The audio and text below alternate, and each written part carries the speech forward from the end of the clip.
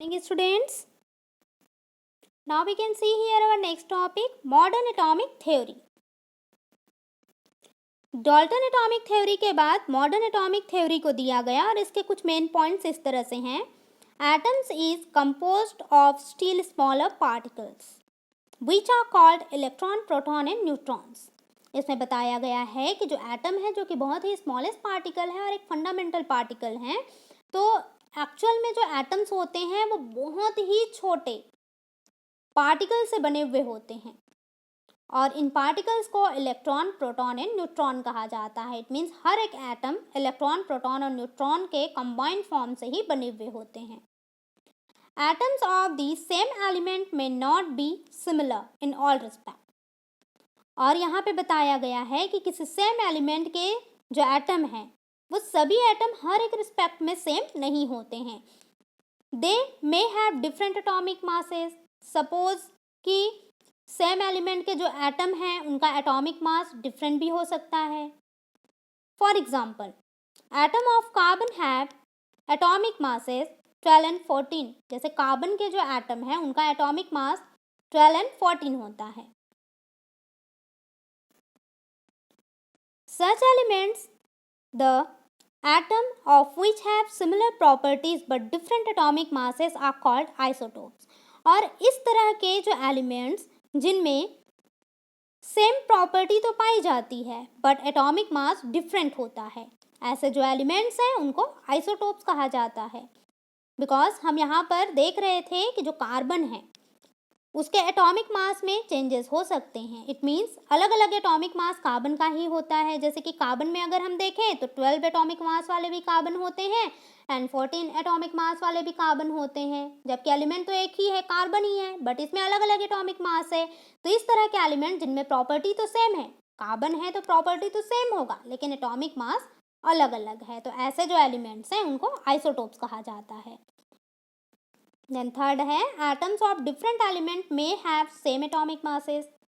ये भी हो सकता है कि जो डिफरेंट एलिमेंट के जो एटम हैं उनमें सेम एटॉमिक मास प्रेजेंट हो. For example, argon and calcium have different properties but each has atomic masses equal to 40. यहाँ पे बताया है कि आर्गन एंड कैल्शियम इन दोनों की जो प्रॉपर्टी है वो डिफरेंट होती है बट इन दोनों का जो एटॉमिक मास है वो 40 के इक्वल होता है. Such elements, the atom of which has same atomic masses but are different in their properties are called isobar. और इस तरह के जो एलिमेंट्स होते हैं जिनमें एटॉमिक मास सेम होता है बट प्रॉपर्टी डिफरेंट होती है उसे एक दूसरे के आइसोबार्स कहे जाते हैं. देन फोर्थ पॉइंट है, atoms always do not combine in small numbers and simple ratio.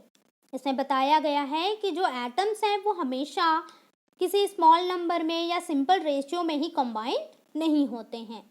Example दिया है, carbon, hydrogen and oxygen in sugar sweet 12s22O11 molecule is 12:22:11 which is not a simple ratio. जैसे कि यहाँ पर carbon, hydrogen and oxygen combine होकर किस तरह से शुगर का फॉर्मेशन करते हैं और इस मॉलिक्यूल का अगर रेशियो हम देखें तो 12:22:11 होता है और इस तरह से कोई ये सिंपल रेशियो नहीं है. फिफ्थ पॉइंट है, atom is the smallest unit which can participate in chemical reaction. जो एटम है वो एक स्मॉलेस्ट यूनिट होता है और ये जो है केमिकल रिएक्शंस में पार्टिसिपेट करते हैं. एंड सिक्स्थ है, according to Dalton's idea atom is individual and it can not be created. और डाल्टन्स के अकॉर्डिंग हम देखें तो एटम जो है वो इंडिविजुअल होते हैं, बहुत ही स्मॉल पार्टिकल होते हैं और इसे क्रिएट नहीं किया जा सकता. Now we can see here our next topic, Avogadro's hypothesis.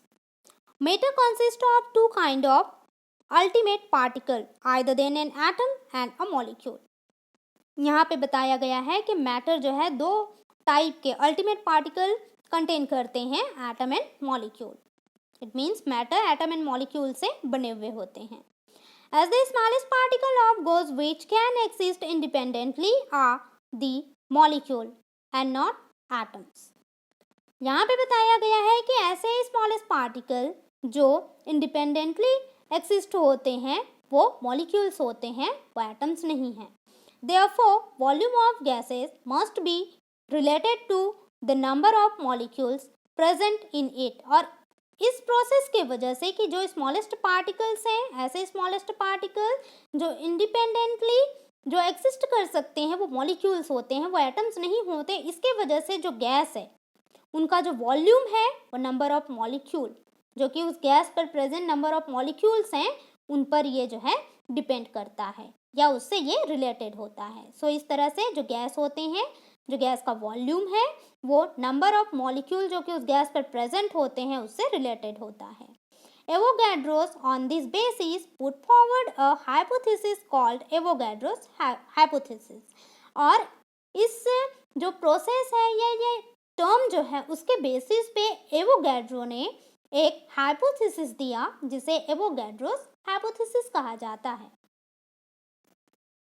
It states that equal volume of all gases contain equal number of molecules under similar condition of temperature and pressure।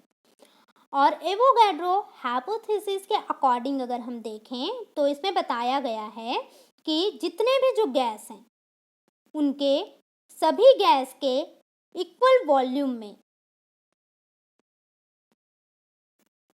तो इस तरह से यहाँ पे बताया गया कि सभी गैसेस इक्वल वॉल्यूम में similar condition of temperature and pressure में इक्वल नंबर में मॉलिक्यूल्स कंटेन करते हैं।